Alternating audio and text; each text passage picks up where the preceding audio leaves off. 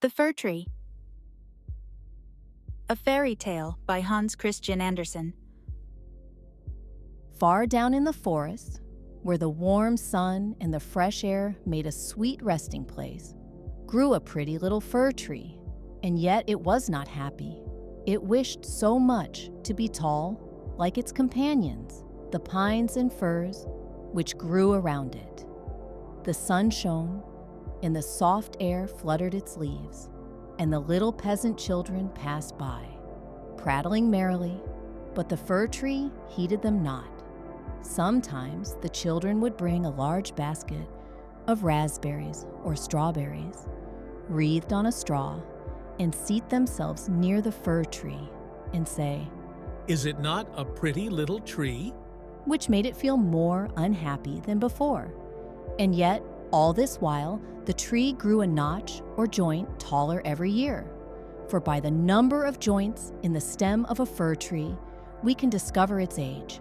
Still, as it grew, it complained. "Oh, how I wish I were as tall as the other trees. Then I would spread out my branches on every side, and my top would overlook the wide world. I should have the birds building their nests on my boughs, and when the wind blew, I should bow with stately dignity like my tall companions."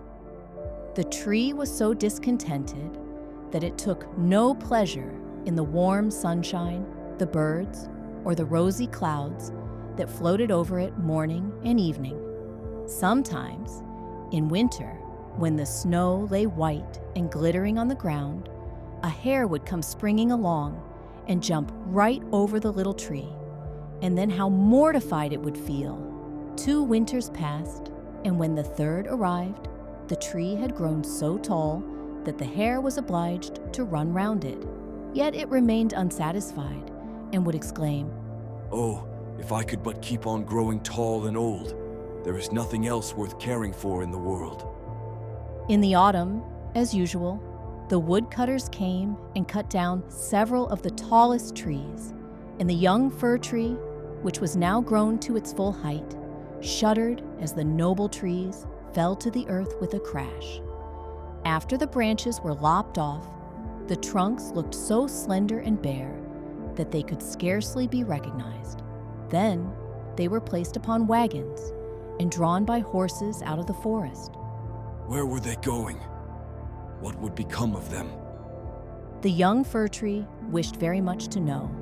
So in the spring, when the swallows and the storks came, it asked, "Do you know where those trees were taken? Did you meet them?" The swallows knew nothing, but the stork, after a little reflection, nodded his head and said, "Yes, I think I do. I met several new ships when I flew from Egypt, and they had fine masts that smelt like fir. I think these must have been the trees. I assure you they were stately, very stately." "Oh, how I wish I were tall enough to go on the sea," said the fir tree. "What is the sea, and what does it look like?" "It would take too much time to explain." said the stork, flying quickly away. "Rejoice in thy youth. said the sunbeam. Rejoice in thy fresh growth, and the young life that is in thee." And the wind kissed the tree, and the dew watered it with tears. But the fir tree regarded them not. Christmas time drew near, and many young trees were cut down, some even smaller and younger than the fir tree, who enjoyed neither rest nor peace, with longing to leave its forest home. These young trees, which were chosen for their beauty, kept their branches and were also laid on wagons and drawn by horses out of the forest. "Where are they going?" asked the fir tree. "They are not taller than I am.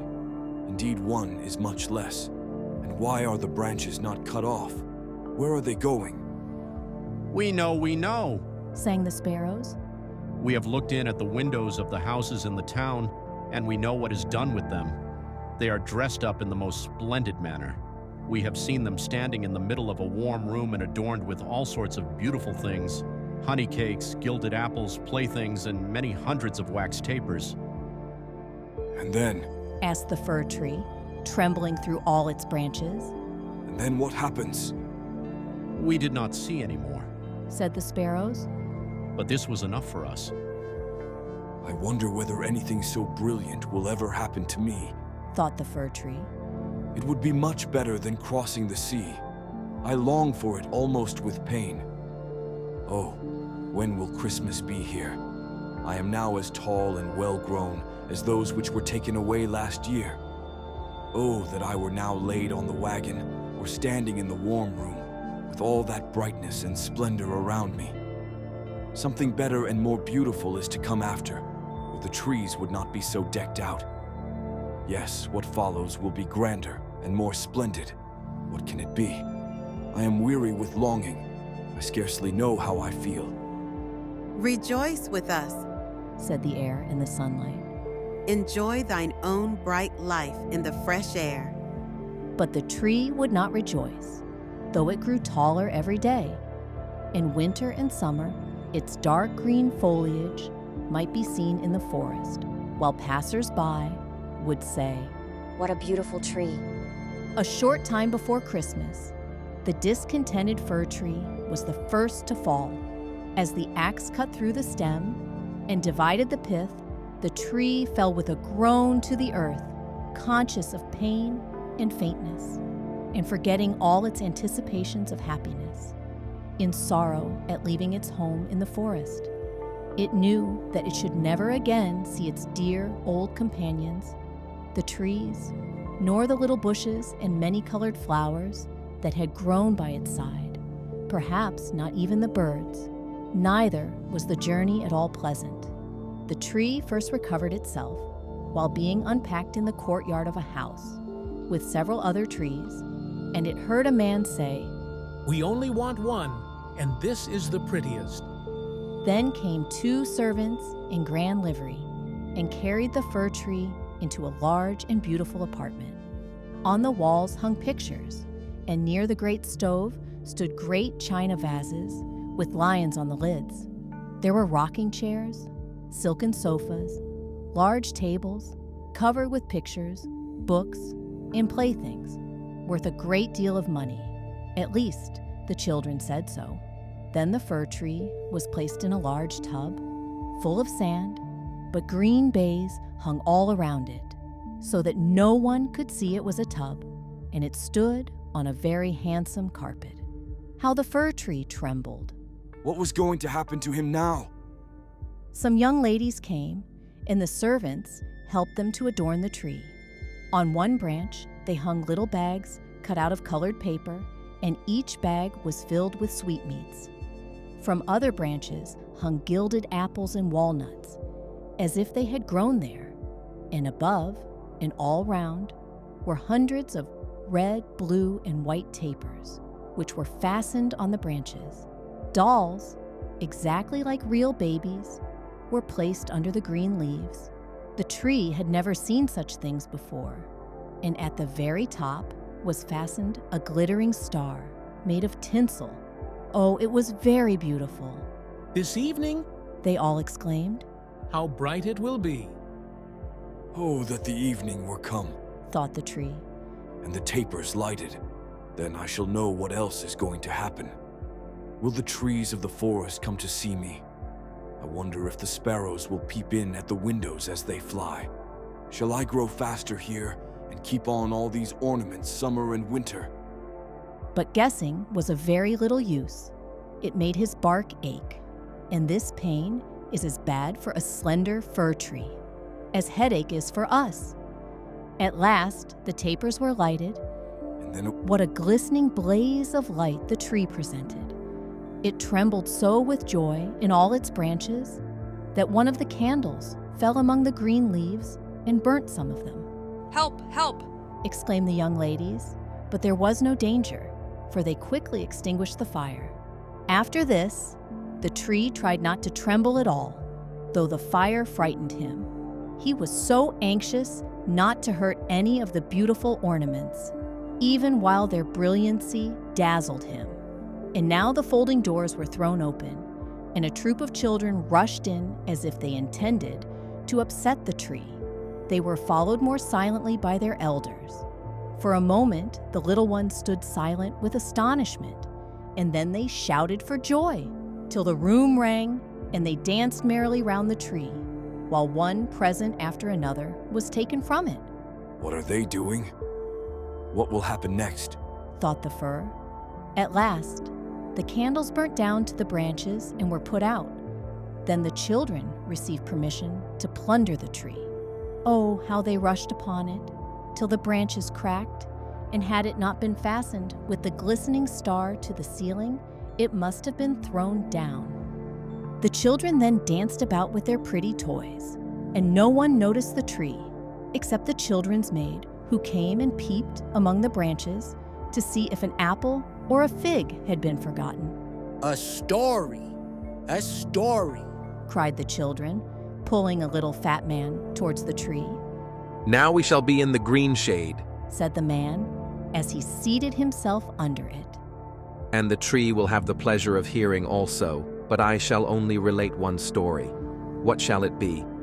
Evade Avade, or Humpty Dumpty, who fell downstairs but soon got up again, and at last married a princess. Evade evade, Cried some, Humpty Dumpty. cried others, and there was a fine shouting and crying out. But the fir tree remained quite still, and thought to himself, Shall I have anything to do with all this? but he had already amused them as much as they wished. Then the old man told them the story of Humpty Dumpty, how he fell downstairs and was raised up again and married a princess. And the children clapped their hands and cried, Tell another! Tell another! for they wanted to hear the story of Evade Avade, but they only had Humpty Dumpty. After this, the fir tree became quite silent and thoughtful.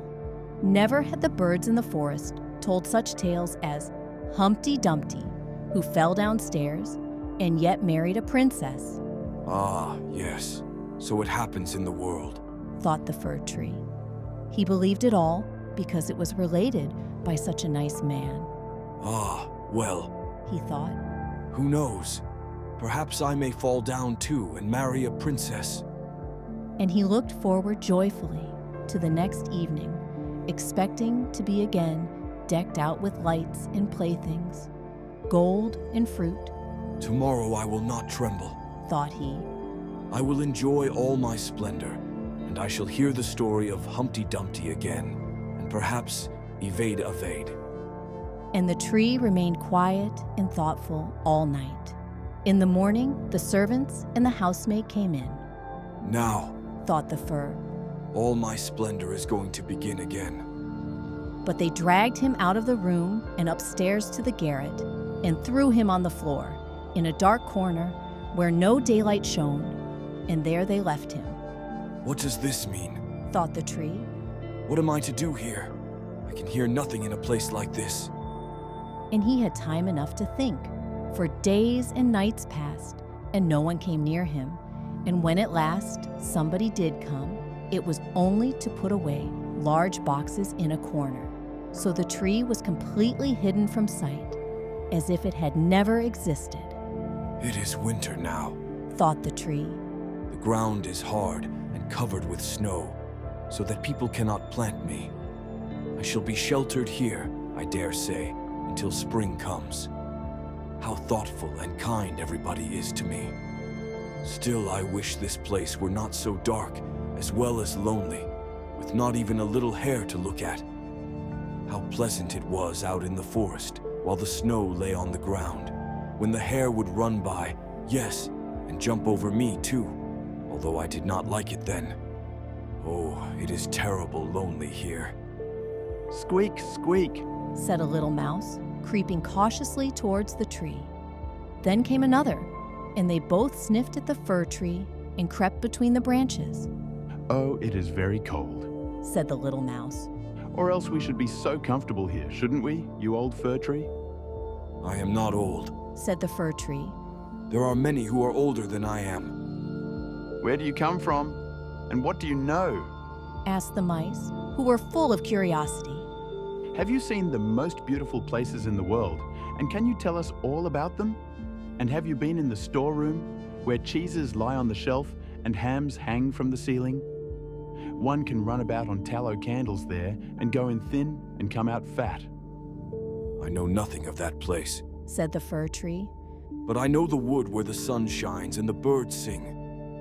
And then the tree told the little mice all about its youth.